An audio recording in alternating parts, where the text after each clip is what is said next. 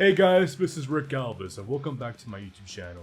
And in today's YouTube video, I will be teaching you how to make your bends and vibrato sound amazing, as well as getting to know your scales better at the same time. So for today's lesson, we will be using the E Lydian scale, and we will be using it linearly across one string, starting off on the B string. So for this exercise, I'll be playing 2 notes in the scale. So starting off on the root, as well as the major second of the E Lydian scale. So I got 5th right here, and then the 7th.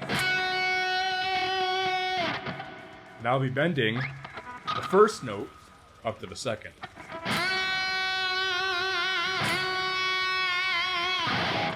I play the next note in the scale first before I bend, just so that I have an idea of what the target pitch is.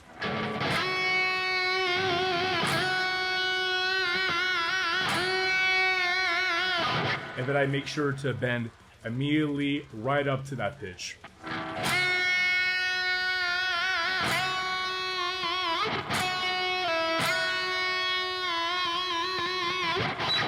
And then when I'm adding vibrato to bend notes, you have to make sure that you're tilting your hand like this.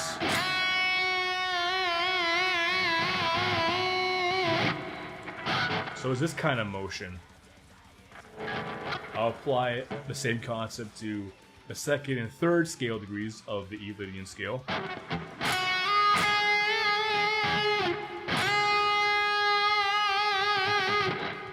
Now the 3rd and 4th notes of the E Lydian scale.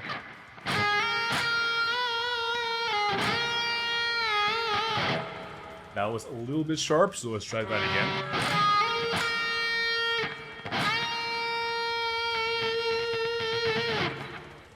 Now going from the 4th scale degree to the 5th.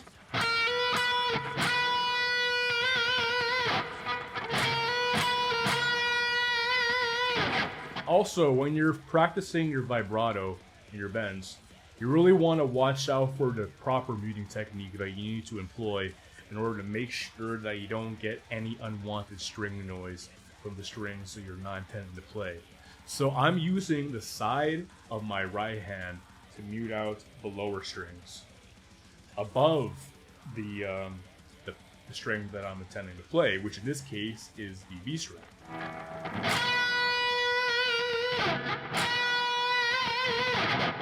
And then I got the fingers on my left hand muting out any of the strings that are higher in pitch than the one that I want to play. So this case would be the high E string.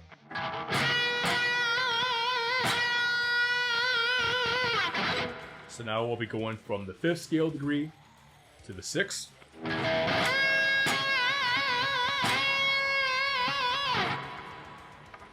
And now the 6th to the 7th.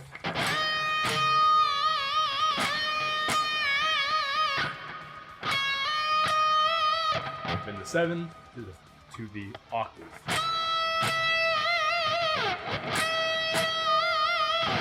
And then when you reach the full octave, then you can keep going higher.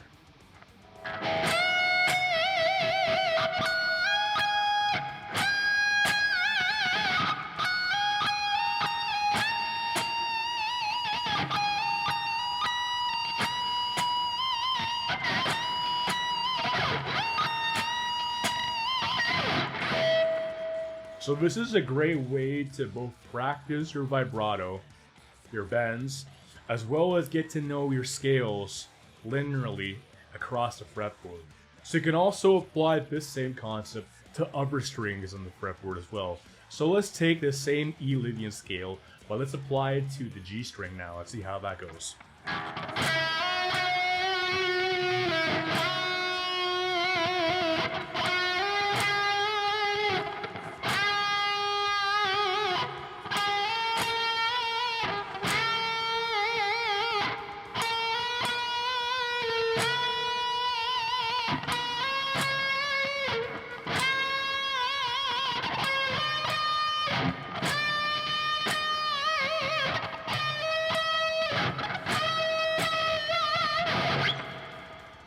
Another thing that I'm doing to make my vibratos and my bends sound even better, especially the bends with vibrato, is to add a rake right into the note.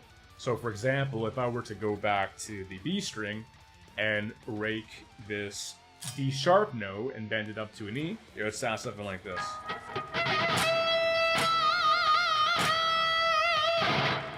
And you can notice like I'm kind of extending my index finger of my left hand a little bit. That's just to make sure that I am having as much muting as I need in order to get a clean rake. So that I don't get any unwanted string noise, other than the rake strings leading up to that note that I want to rake. Like that.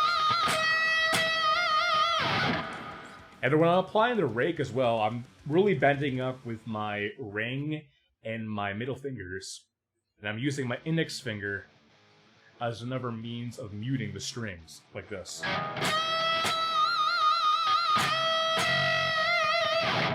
And then with the hand tilt of my left hand, with the muting from both my right as well as my index finger, I'm able to get a nice clean rake, like this. We can jump around to other notes in the scale as well, like for example to go from the 4th to the 5th, or the 2nd to the 3rd.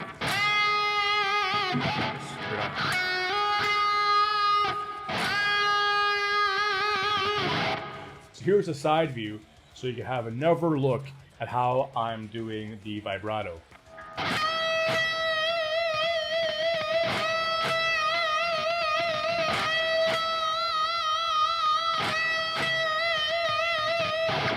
The motion is really coming from my wrist.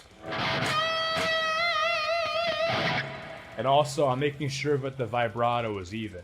Another thing you need to keep in mind when you're doing vibrato is that you want to bend up to the note, and then back down away from it, and then back up to the pitch, and make sure you're not going above it. So you're going up, slightly down, and then back up. You don't want to end up wavering like around the pitch, like going up, then down, and up. You know, because otherwise it's gonna sound very buzzy. It's gonna sound like a B, and not very professional. Kind of like Kirk Hammett's vibrato. Because with your vibrato, if it's going all around the pitch, you know, like below it, above it, it's gonna sound very buzzy like this.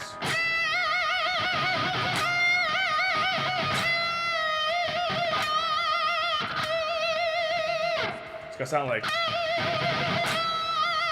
very shrill. So another thing I like to do with this concept is to jump around between different intervals within the scale.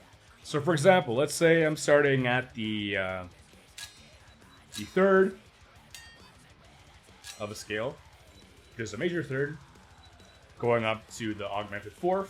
So that's the frets 9 and 11, like this.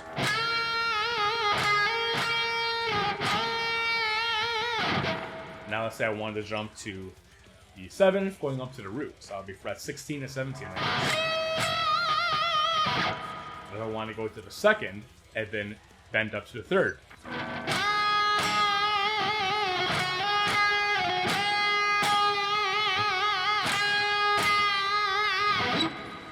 So you really want to listen to the intended note that you're trying to get to, which is why I really recommend that first you play the 2 notes you want to work with. So you're starting note, and then your 2nd, your target pitch. Really listen to that.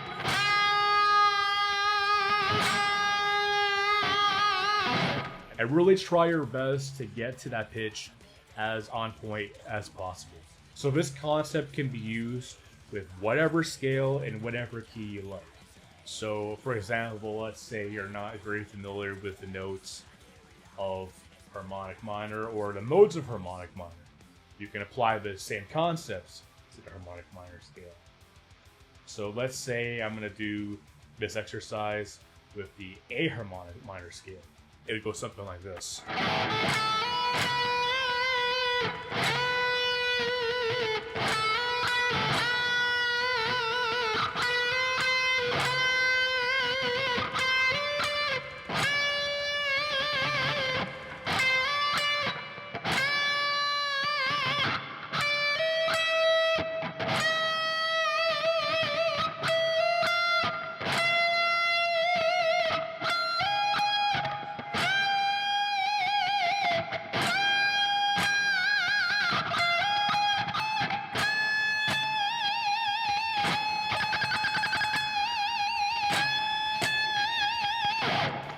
So that's all for today, guys. Thank you very much for watching this video in its entirety. Be sure to visit my website, www.rickgalvis.com, where you can sign up for private one-on-one guitar lessons with me. Thanks once again, guys. Be sure to subscribe to my channel and to give this video a thumbs up. I'll see you guys in the next video. Cheers.